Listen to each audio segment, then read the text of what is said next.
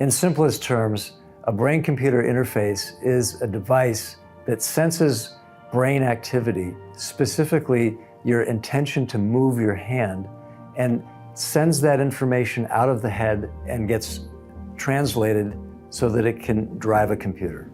The combination of Barrow and Neuralink was an ideal match because you have one of the best and most trusted brands in neurosurgery coming together with one of the leading companies in neurotechnology, and together the powers of both are just enormous.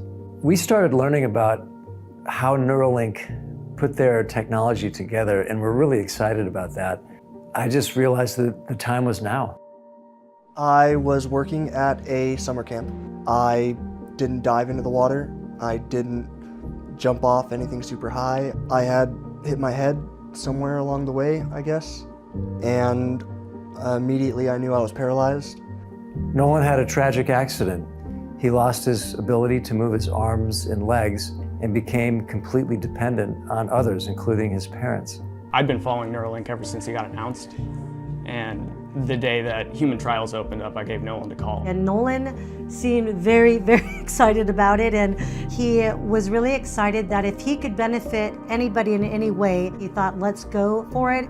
This trial needed somebody just like Nolan. So many people think about this device as something that's scary, and Nolan stepped up. He demonstrated that this was not something to be feared, but something that would change lives in a positive way. He just got pushed right through the entire process and got selected as the first candidate within a couple of months. It's very exciting stuff, and I'm really happy to be a part of it. And I'm happy that they chose me. That's an amazing gift that Nolan has given humanity, to step forward first and make it easier for everyone else who's following. On the day of Nolan's surgery, there was incredible energy here at Barrow.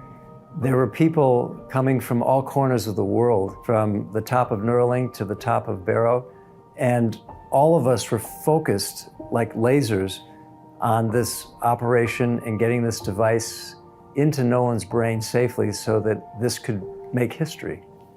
When I first met Nolan, it became obvious that he was the guy for this. He was brave, he had no fear about the procedure, he wanted to help humanity. Hey, what's up? He's a happy person. He has a great sense of humor. He connects easily with people. I can only imagine what it must have felt like for Nolan to see the activity of his brain flashing on the computer screen. For us, it was like we were unlocking this secret language that never before we had access to. In day one of being able to get cursor control, he beat the world record. When I see Nolan driving that cursor with his thoughts, it's pure magic.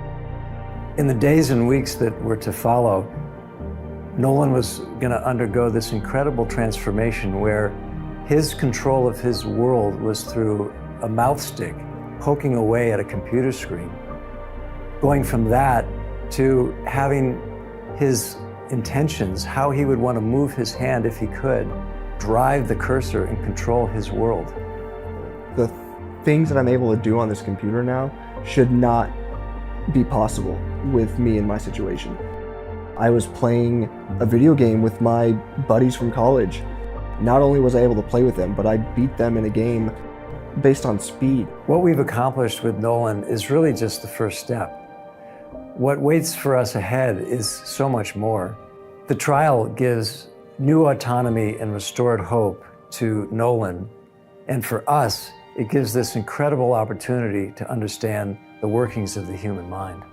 I'm very optimistic about what BCI could mean to humanity. We're really hoping to help those with terrible spinal cord injury be able to get their digital autonomy back. What this trial has shown us is that there is something more that we can do for these patients. We can help them take back control of their own lives.